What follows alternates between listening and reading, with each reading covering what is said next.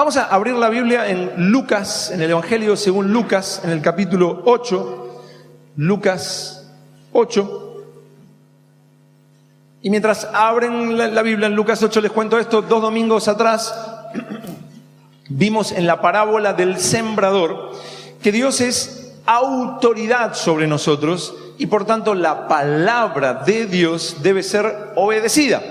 Lo que Dios nos dio en su palabra no es un consejito, como dije, no son tips para la vida, algún consejito como para que te vaya un poquito mejor, sino que es una palabra de autoridad, porque viene de la autoridad suprema que es Dios. Y si oímos esa palabra de autoridad y la obedecemos, nuestra vida va a dar el mejor fruto posible. Y eso lo vimos en Lucas 8, versículos del 4 al 15. Y luego Jesús nos dijo en Lucas 8, del 16 al 18, que porque es la palabra de autoridad y porque esa palabra da fruto en una vida, es muy importante oír con un oído obediente. Oigo y hago. Mirad pues cómo oís, nos dijo Jesús en Lucas 8, del 16 al 18. Después entendimos en Lucas 8, del 19 al 21, que no existe intimidad, no existe relación con Dios, ¿no? Lo que pasa es que yo no obedezco la palabra porque yo tengo una relación íntima, es mi papito, mi Abba Padre. Entonces no necesito la palabra, no necesito obedecer a Dios, no necesito cumplir la palabra porque yo tengo mi propia relación. En Lucas 8, versículos del 19 al 21, entendimos que eso es una mentira. Dios es autoridad y debemos obedecerle. Si no, lo vimos, quedamos en caos y a la deriva. Y el domingo pasado vimos que el hecho de que Dios es autoridad es maravilloso, es completamente maravilloso para nuestras vidas. Primero, Dios tiene autoridad sobre todas nuestras tormentas presentes, vimos el domingo pasado. Todas las tormentas que podemos pasar, todo lo que puede estar pasando en nuestra vida, Dios es autoridad sobre eso que pasamos en el presente. Y segundo, Dios es autoridad sobre la situación actual de este mundo y nos promete un día donde va a utilizar esa plena autoridad que Él tiene para transformar el mundo. Jesús va a volver y va a traer total paz sobre la realidad de este mundo. Esa es la esperanza bíblica del creyente, la firme esperanza como ancla del alma, dice en Hebreos. Eso es lo que nos mantiene, eso es lo que cuando vemos dificultades decimos, pero Él va a volver, Él va a cambiar este mundo. No es que esto es lo mejor que Dios puede hacer, intenta calmar la tormenta, pero el mundo sigue en tormenta y Jesús dice, es que no puedo hacer más que esto. No. Él está permitiendo este siglo malo, dice la Biblia, pero Él va a ejercer su autoridad. Va a volver Cristo Jesús y va a poner absoluta paz sobre la tormenta. Pero también estuvimos viendo que la situación que vemos en el presente de este mundo tiene causas que la Biblia explica con toda claridad. ¿Por qué el mundo está así como está hoy en día? ¿Por qué el sufrimiento? ¿Por qué todo lo que está pasando hoy en día? Primero, lo vimos, ángeles se rebelaron a Dios. De ahí viene Satanás y los demonios, y hay una guerra intensa en la que ellos intentan preservar su autoridad sobre el ser humano y sobre la creación.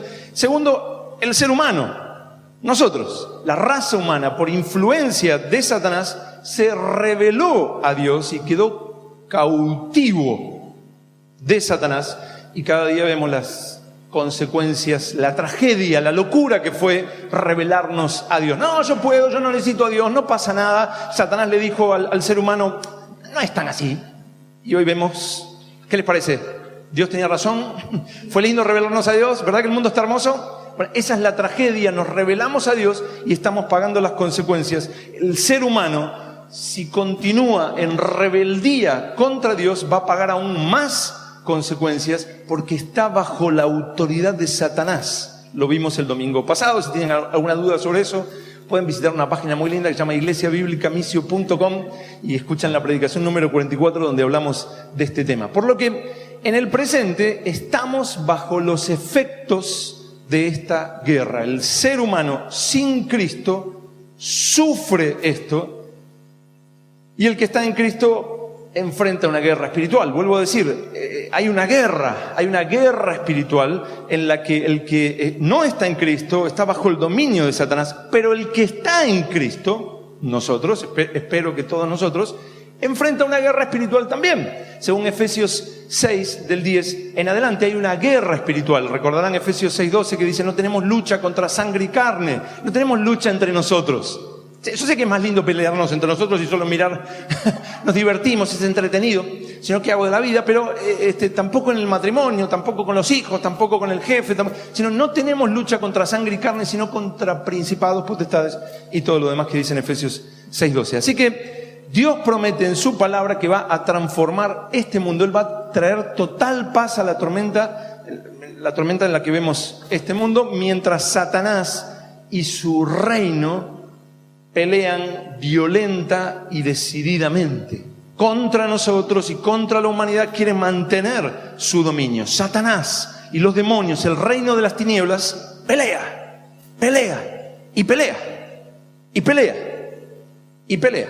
¿Qué va a pasar? ¿Quién va a vencer? Bueno, el pasaje que tenemos por delante en el Evangelio según Lucas refleja esto. Recuerden, en Lucas 8:22, Jesús entró en una...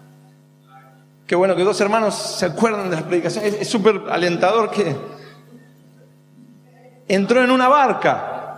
Y Jesús se duerme en la barca, pero la barca sufre la tormenta. Atraviesan el lago de Genesaret y mientras están cruzando se levanta una tormenta muy, muy, muy fuerte que casi los mata. Jesús calma la tormenta y les pregunta: ¿dónde está vuestra fe?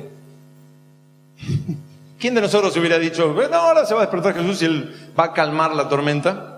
O sea, todos nosotros nos hubiéramos quedado, hubiéramos hecho lo mismo, que perecemos. Y Jesús se levantó, calmó la tormenta. Dice: ¿dónde está vuestra fe? Y ellos, pasmados, se preguntan: ¿quién es este que aún a los vientos y a las aguas manda y le obedecen? ¿Quién es este? O sea, ellos todavía estaban como, wow, le obedecen, la naturaleza le obedece. Imagínate que, no sé, estás en un avión. Yo sé que esto les encantaría a todos y más a los que no viajaron en avión.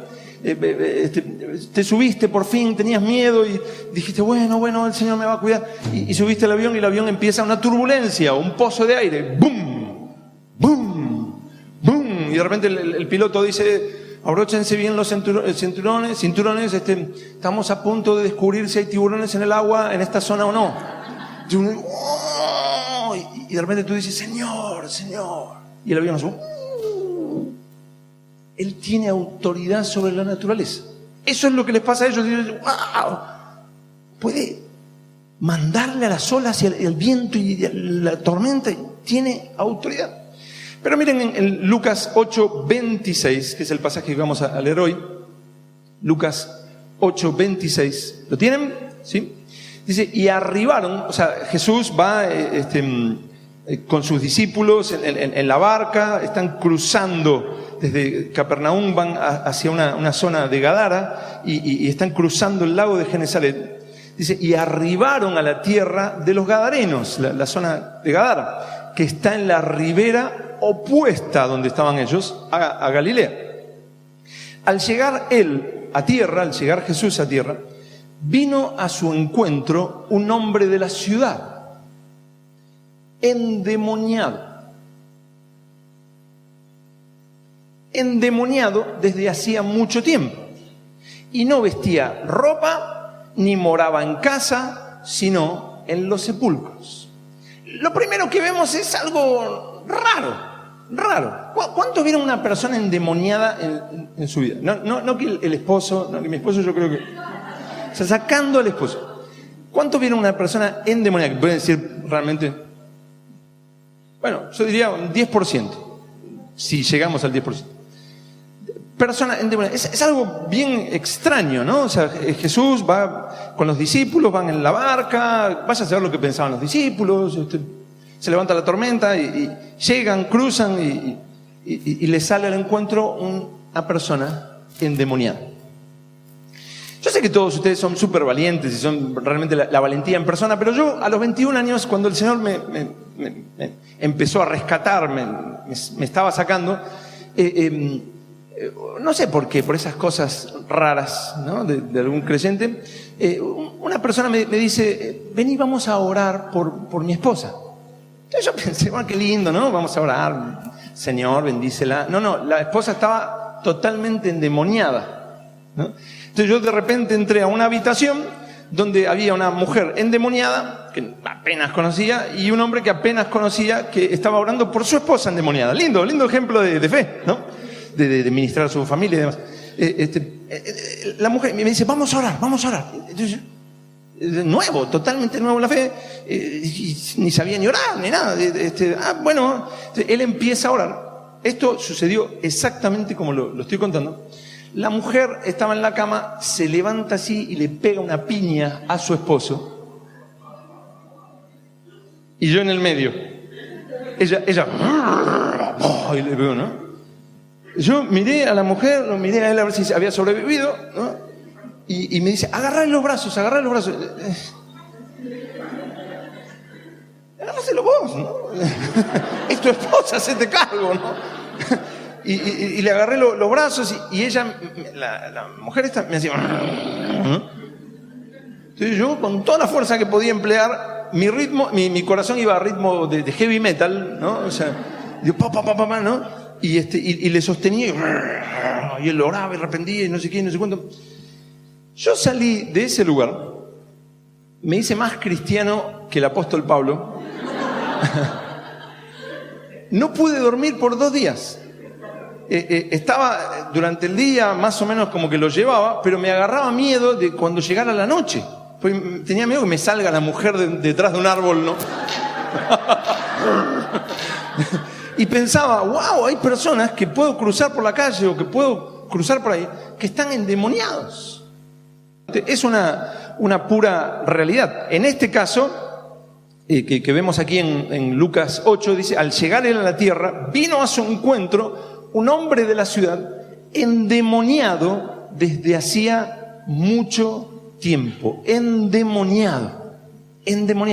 La Biblia presenta una esfera fuera de este mundo que vemos, que percibimos, que nuestros 5 sentidos pueden percibir. Es una esfera espiritual. En esa esfera espiritual está Dios en 3 personas, Dios Padre, Hijo y Espíritu Santo, los ángeles, está Satanás, están demonios, ángeles en rebeldía contra Dios, y hay personas que ya murieron físicamente, pero que viven espiritualmente. Es toda una esfera espiritual que el apóstol Pablo 5 veces en la carta a los Efesios define como lugares celestiales o regiones celestes, pero que es la misma palabra en griego. No son cuentos, no son fábulas, no es Batman, Robin, el Capitán América, ángeles y demonios. Es una pura realidad, algo que no podemos percibir porque nosotros como seres humanos finitos no tenemos muchas veces la capacidad de percibir lo espiritual, de la misma manera que en lo natural hace años no teníamos manera de saber que había microorganismos, microbios. No teníamos la capacidad de saber que, no sé si saben, pero en este momento hay infinidad de seres vivos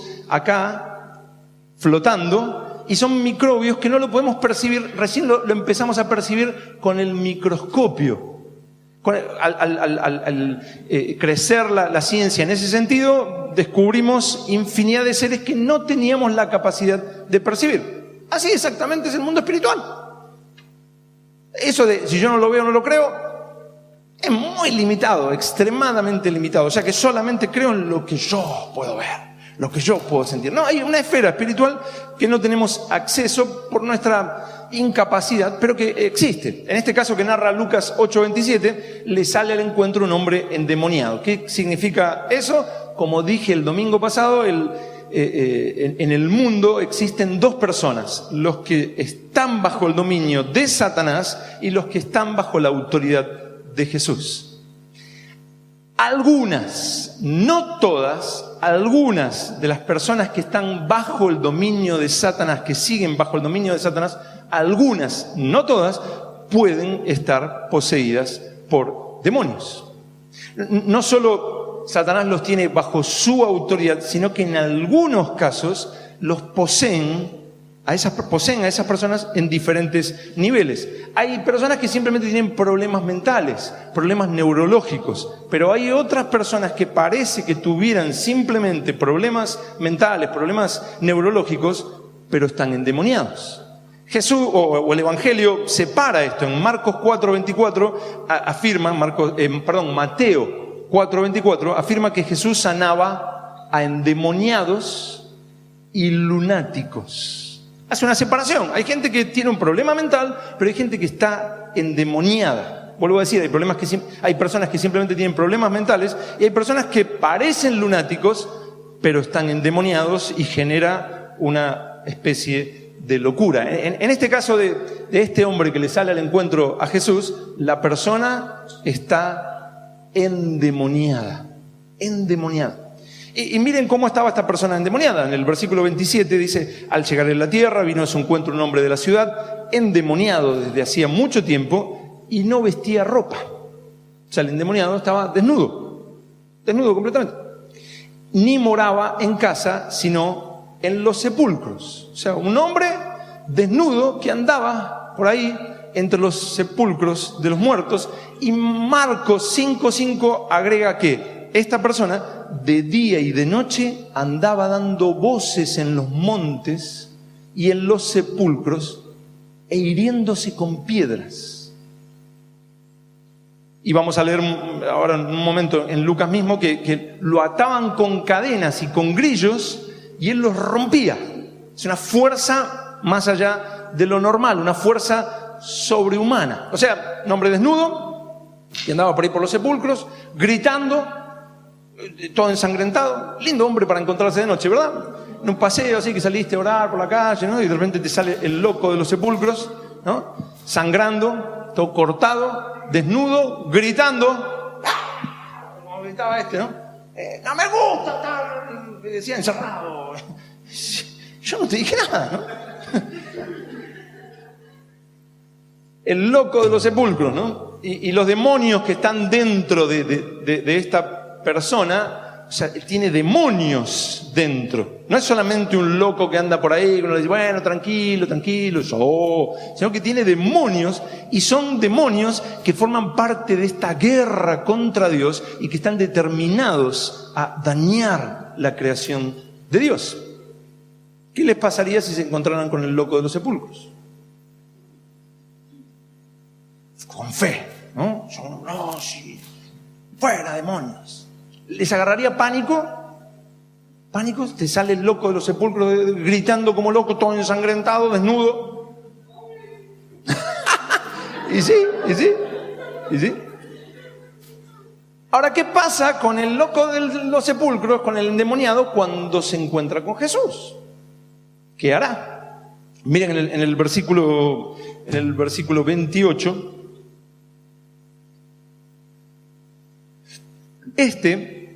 Al ver a Jesús, al solo verlo, al ver a Jesús, lo ve. Jesús no le dice nada, simplemente Jesús baja con los discípulos y sale al encuentro de Jesús. Es llamativo, ¿no? A nivel anecdótico, se levantó una tormenta cuando Jesús estaba yendo, ¿no? Pero Jesús va y al ver a Jesús, lanzó un gran grito. ¿Qué gran grito dará? No me gusta estar encerrado. Le dijo eso. Te maldigo, te odio, te voy a matar, lo amenazó. ¿Qué actitud tiene este endemoniado, que anda gritando por ahí, lastimándose, que lo atan con cadenas y las rompe? A veces me da un poquito de así como esas cosas, así, permítanme eso de verlos, a ver cómo reaccionan, ¿no? Cuando uno dice, no, yo lo agarro, y cuando te das cuenta que te estampó contra la pared 10 metros, ¿y ahora? Si es una fuerza sobrehumana. Le empieza a gritar a Jesús, dicen, y lanzó un grito, y postrándose a sus pies, exclamó a gran voz, ¿qué tienes conmigo, Jesús, Hijo del Dios Altísimo? Te ruego que no me atormentes. Los demonios saben quién es Jesús. Saben perfectamente quién es Jesús. No hay ningún intento de violencia del endemoniado hacia Jesús. No hay ningún intento de ataque hacia Jesús. No hay ningún insulto ni apenas una amenaza. Le dicen los demonios: ¿qué tienes conmigo, Jesús, Hijo del Dios Altísimo? Bueno, uno podría usar las palabras de estos demonios y podría hacer una adoración. Jesús, Hijo del Dios Altísimo, ¿no? Y son las palabras de los demonios. Saben quién es. Saben quién es. ¿Qué tienes conmigo? Es un grito desesperado, no es un grito de amenaza, es un grito de desesperación. Jesús, Hijo del Dios Altísimo. Y se arrodillan ante Jesús. Dicen, y postrándose a sus pies, le ruegan a Jesús: te ruego que no me atormentes. Te ruego. Así que lo más probable es que ya sabían los demonios que estaba viniendo la autoridad por el lago de Genesaret. Y Jesús es muy probable que ya supiera lo que se iba a encontrar del otro lado. Y él estaba preocupadísimo. Descansaba y dormía. Es un buen momento. Ahora vamos a estar con el loco de los sepulcros y es un buen momento para descansar, ¿no? Y se levanta la tormenta y bueno, pues, calma. Ahora vamos a ir con el loco de los sepulcros. Le viene y te ruego que no me atormentes. Luego explica un poco más qué pasaba. Miren en el versículo 29. Dice, le dice: te ruego que no me atormentes, porque mandaba al espíritu inmundo que saliese del hombre, pues hacía mucho tiempo que se había apoderado de él. Y le ataban con cadenas y grillos, pero rompiendo las cadenas, era impelido por el demonio a los desiertos. Los demonios reconocen la autoridad, la suprema autoridad. Miren el versículo siguiente, en el 31. Y le rogaban que no los mandase ir al abismo. ¿Qué viene a ser eso de que le rogaban que no los mandase al abismo? ¿Por qué tenían tanto miedo? Te ruego que no me atormentes. No me mandes al abismo. ¿Qué es eso del abismo? Bueno, hay demonios que ya en este momento, desde hace siglos, están en lugares de castigo. Segunda de Pedro 2:4 dice que ya hay demonios en lugares de castigo. En exactamente este abismo que le dicen: no nos mandes al abismo, no nos mandes al lugar de castigo. Exactamente en ese abismo, en ese lugar de castigo, ahí es donde va a encerrar Dios a Satanás, según Apocalipsis 20, del 1 al 3. Entonces hay demonios y Satanás que todavía están operando y están sueltos, pero van a ser encerrados en ese lugar, en ese abismo, en ese lugar de castigo. Pero hay demonios que ya están en ese abismo, en ese lugar de castigo. Por lo que estos demonios le están rogando: no nos envíes ahí, no nos envíes antes de tiempo. Y le rogaban que no los mandase ir al abismo. Sabían que estaban frente a la autoridad suprema, y buscan una alternativa extraña, pero alternativa al fin. No nos mandes al abismo, no queremos ir al lugar de castigo ahora. Miren el versículo 32. Había allí un hato de muchos cerdos que pasían en el monte, y le rogaron otra vez, le ruegan, es la autoridad, y le rogaron que los dejase entrar en ellos.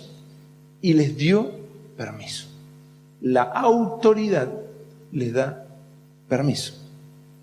Versículo 33. Y los demonios salidos del hombre entraron en los cerdos, y el hato se precipitó por un despeñadero al lago y se ahogó. Rarísimo, no esperen mucha explicación de eso. Jesús les da permiso, entran a los cerdos, y los demonios hacen que se precipiten los cerdos y ¡pum!, se caen todos. Rarísimo, pero sucedió. Eso es lo que pasó. Después de esto, Lucas nos deja ver dos reacciones a eso que sucede. Vuelvo a decir, el ex loco de los sepulcros queda libre. Los demonios salen, era una legión de demonios. El hombre queda libre. Pero los demonios se van con el hato de cerdos y ¡pum!, se despeñan. Pero Lucas nos deja ver dos reacciones a esta situación. Los dueños de los cerdos y la gente de la ciudad, miren el versículo 34, y los que apacentaban los cerdos, cuando vieron lo que había acontecido, huyeron. Imagínense la situación, ¿no? O sea, fantástico, quedó libre, pero demonios entran en los cerdos y los cerdos salen, y caen. ¿Qué es esto, no? Y los que apacentaban los cerdos, cuando vieron lo que había acontecido, aparte de la pérdida de los cerdos, ¿no? O sea, es otro tema, huyeron y yendo dieron aviso en la ciudad y por los campos. Y salieron a ver lo que había sucedido y vinieron a Jesús y hallaron al hombre de quien habían salido los demonios sentado a los pies de Jesús, vestido y en su cabal juicio. Y tuvieron miedo. Y los que lo habían visto les contaron cómo había sido salvado el endemoniado, cómo había sido rescatado. ¿Qué pensarían ustedes? Si no conocen la historia, ¿qué pensarían? Bueno, si los que cuidaban los cerdos van a la ciudad, vuelve la gente de la ciudad, los dueños de los cerdos, son cerdos, bueno, Dios ya da otra cosa, me dará otra empresa, yo qué sé, ¿no? Y llegan y ven al ex loco de los sepulcros que todo el mundo conocía, lo ven tranquilo, no grita, no sangra, está vestido. Lo que uno pensaría es, empezaron todos a alabar a Dios y dijeron, Jesús, ven con mi suegra, Jesús, ven con mi esposo, Jesús, mi vecino, a liberar, y si puede hacer eso, tiene autoridad sobre todo. Uno pensaría, lo llevaron a la ciudad y no lo dejaban tranquilo. No tan fácil. Versículo 37, entonces toda la multitud de la región alrededor de los gadarenos le rogó. Los demonios también le rogaban, pero acá le ruegan otra cosa. Le rogó que se marchase de ellos, pues tenían gran temor. Y Jesús, entrando en la barca, se volvió. Prefirieron un hato de cerdos a Jesús. Prefirieron unos cuantos cerdos a Jesús. Es como cuando uno prefiere cualquier cosa en vez de Jesús. Una locura. Conocían, vuelvo a decir, perfectamente en la ciudad al loco de los sepulcros, ahora veían el milagro, pero así todo le piden a Jesús que se vaya. Algo así me pasó cuando el Señor me salvó. Yo a veces escucho que dicen, entró en coma alcohólico. Yo pienso, ¿cuántas veces me habrán llevado a mi casa en coma alcohólico? O sea, totalmente inconsciente, por completo inconsciente de todo lo que había hecho en esa noche y perdido completamente. En mi casa, mi familia vio como a mí me traían inconsciente, me tiraban en una cama y yo reaccionaba en algún momento. Y al otro día volvía a hacer exactamente lo mismo. Cerdo, un acto de cerdos. Pero también vieron cuando el Señor vino a mí y me rescató. Me sacó de la potestad de Satanás, del dominio de Satanás y de lo que Satanás estaba haciendo en mi vida, me arrancó de ahí y para mí la vida cambió por completo. Y ellos lo vieron, ellos vieron el cambio.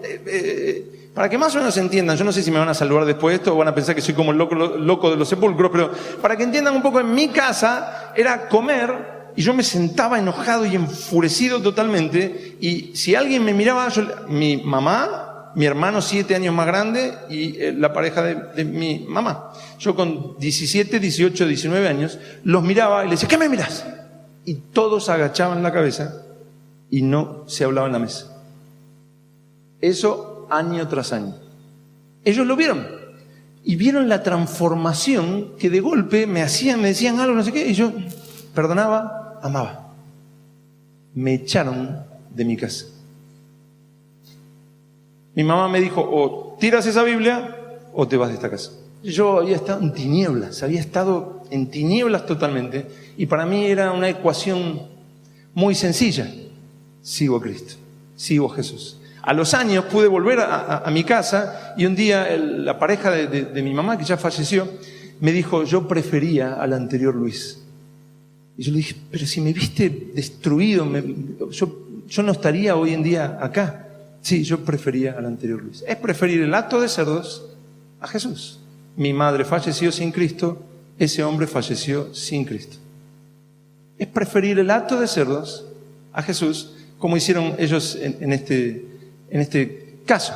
Pero Lucas también nos deja ver otra reacción absolutamente diferente. Miren el versículo 38. Dice: y el hombre de quien habían salido los demonios, otra vez, los demonios le ruegan porque saben quién es, saben que es la autoridad. Luego, las personas de la ciudad le ruegan que se vaya. Pero aquí hay otro ruego. Dice: y el hombre de quien habían salido los demonios le rogaba que le dejase estar con él. No hay nada como estar con Jesús.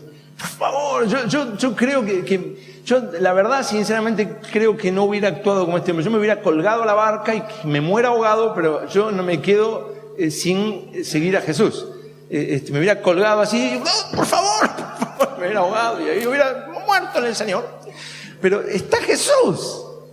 Y el hombre de quien habían salido los demonios le rogaba que le dejase estar con él, pero Jesús le despidió diciendo: vuélvete a tu casa y cuenta cuán grandes cosas ha hecho Dios contigo. Y él se fue, publicando por toda la ciudad cuán grandes cosas había hecho Jesús con él. Esas cosas que tenemos, ¿no? Que seguimos mejorando, seguimos aprendiendo, seguimos madurando como iglesia en general. Nunca falta el que en estos tiempos dice: no, contar el testimonio de lo que Dios hizo en tu vida no es el Evangelio. Eso no es predicar el Evangelio. Qué extraño, ¿no? Es raro. Jesús aquí le dice al ex loco de los sepulcros, le dice: vuélvete a tu casa y cuenta ¿qué? Lo manda a contar ¿qué? Cuenta cuán grandes cosas ha hecho Dios contigo.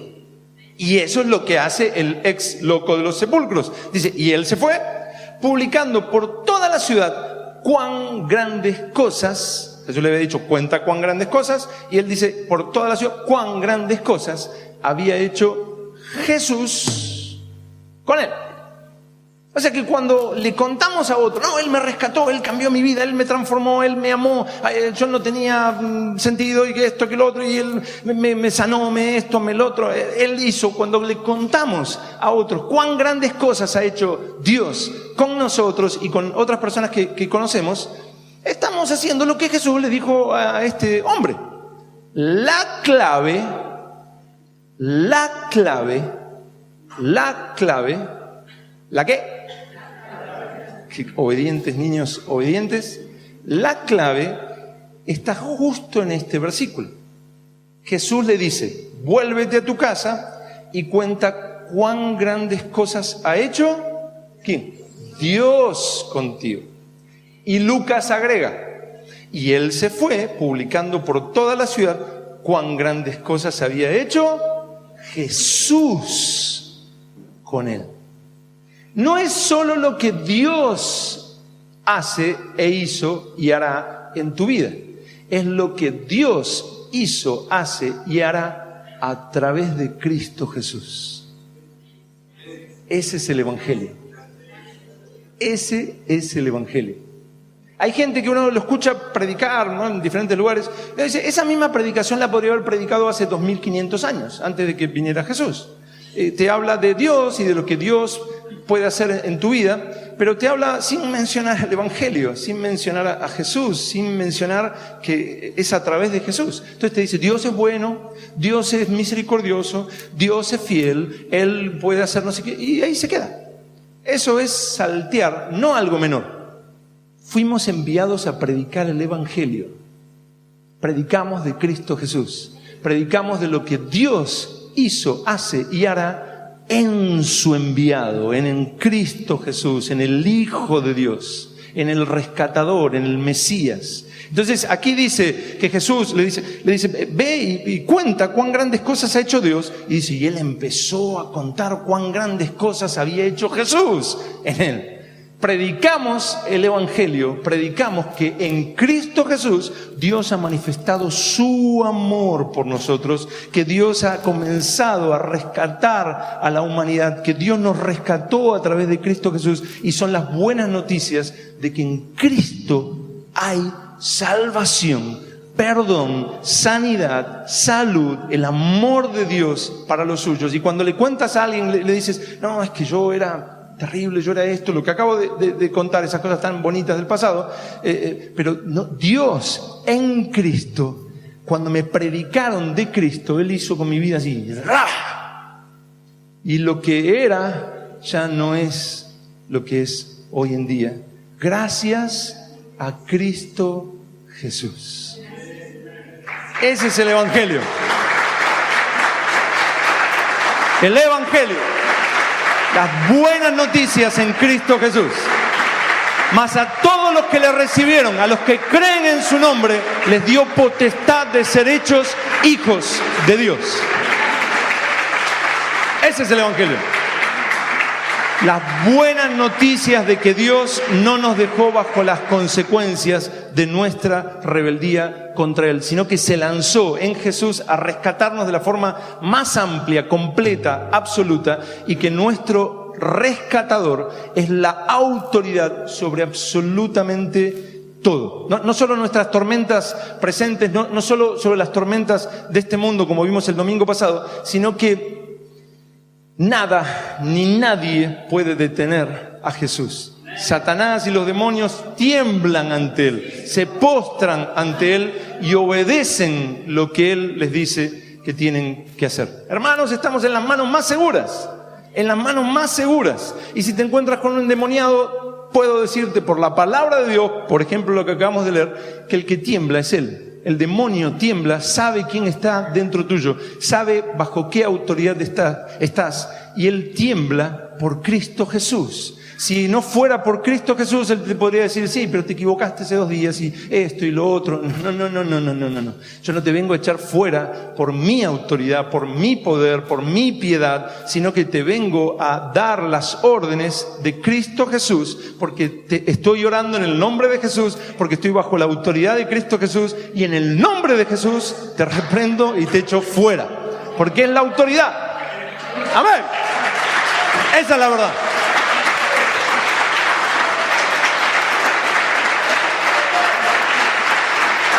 Estamos en las manos más seguras. Estamos en las manos más seguras. Y sí, estamos en guerra. La palabra dice en Efesios 5, ni deis lugar al diablo.